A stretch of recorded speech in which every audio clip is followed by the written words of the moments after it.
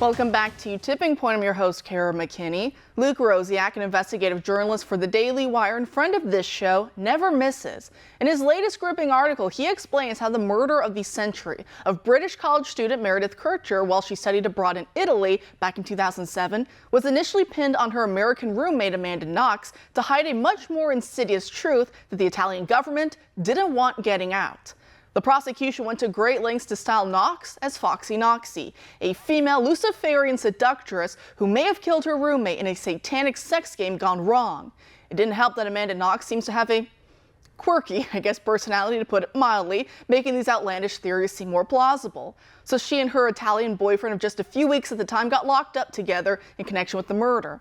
They were later exonerated by Italy's highest court, and it turns out that the DNA evidence actually proves that it was an African migrant from the Ivory Coast who killed Meredith all those years ago.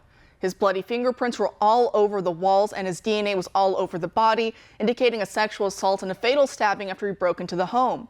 Rosiak notes that he even had the audacity afterward to defecate in her bathroom and then to run away to a nightclub to, party the night away. His name is Rudy Guade, and he got a 30-year prison sentence for the murder back in 2008. But Italian authorities later halved it and gave him 16 years, meaning he got out in November of 2021. I'm pretty sure you didn't hear about that, right? Or the fact that an African migrant had killed Meredith and not Amanda Knox. I can tell you that I never knew about this until Luke's piece. And as you might have guessed, Guade was recently rearrested over allegations he's been abusing his girlfriend. Rosiak reached out to the Italian Prime Minister's office about the possibility of Guade ever being deported given his criminal track record, and he received no answer thus far. So much for Prime Minister Giorgia Meloni being the leader we all needed. She's proven almost as weak on the migration issue as her more liberal predecessors. And that's what Rosiak explains in his piece, that back in 2007, when the migrant crisis was becoming a major issue, that Italian authorities saw their opportunity to deflect away from the migrant narrative and to instead unleash public furor against an American and an Italian. Guade was locked up in 2008, and yet you almost never heard about him. He was an afterthought to the Foxy Knoxy coverage. Rosiak writes on social media, quote, "Everyone remembers the case, but most don't even remember that an African migrant was the true culprit. Fueled by leaks from prosecutors, the media saturated the world with a case that they covered as a sexualized co-ed Foxy Knoxy masterminding a couple generic accomplices. Knox obviously did not know a criminal migrant, but prosecutors used another migrant, Hekuron Kokomani, to provide false testimony that she did. His testimony was absurd, claiming he knew her through her uncle, who was never in Italy, and once fought her off by throwing olives. A homeless heroin addict came forward at the last minute to become the super witness. He offered testimony that was just what the prosecution needed. And it turned out the same prosecutor had used the same criminal vagrant for the same role in 2 prior unrelated trials," end quote. So it turns out that none of these media lies and prosecutorial abuses to serve political goals are new. We see that here now with all the illegal immigrant crime getting covered up in the U.S. And then those who want to address the issue, well, they get smeared, i.e. President Trump.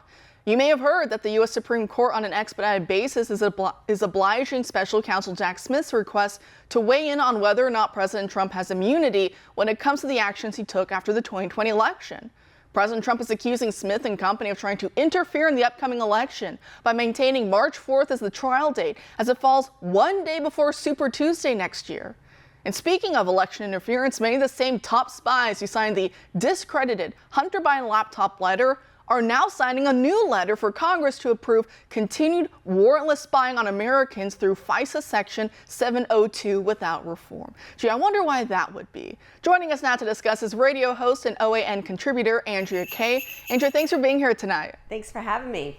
Great. I love how we match with the whole Christmas decor, the reds. I'm loving it. But I do want to ask you, so on this letter about FISA renewal without reform, you've got the same old cast of clowns like James Clapper, the former CIA acting director Michael Morrell, and former CIA Chief of Staff Jeremy Bash, so many others.